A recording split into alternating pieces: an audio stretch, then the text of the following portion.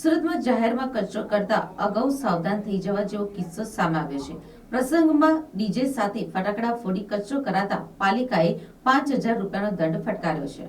સુરત મહાનગરપાલિકા સ્વચ્છતામાં દેશભરમાં પ્રથમ ક્રમે રહી છે, ત્યારે કચરો સાફ કરવાની સાથે સાથે જાહેર રસ્તાઓ પર કચરો ન થાય તે માટે પણ તકેદારી રાખવામાં આવતી હોવાનું સામે આવ્યું છે। જાહેર રસ્તા પર કચરો કરનારને દંડ કરવામાં આવતો હોવાનું સામે આવ્યું છે। પાલિકાએ જાહેરમાં પ્રસંગ દરમિયાન રસ્તા પર કાગળ સહિતનો કચરો કરનારને 5,000નો દંડ ફટકાર્યો છે। વરાછા વિસ્તારમાં આવેલા ઉમિયાધામ મંદિર પાસે વૈશાલી રોડ પરથી એક વરઘોડો પસાર થયો હતો, જેમાં ડીજેના તાલે કાગળ ઉડાડવામાં આવ્યા હતા, જેથી રસ્તા પર કચરો થયો હતો। આ કચરાને લઈને પાલિકા દ્વારા અશ્વિનભાઈ નટોરલાલ પંડ્યાને 5,000 રૂપિયાનો દંડ કર્યો હતો, જેની રસીદ પણ સોશિયલ મીડિયામાં વાયરલ થઈ રહી છે। ગત 2 ફેબ્રુઆરીના રોજ આ દંડ ફટકારવામાં આવ્યો હતો।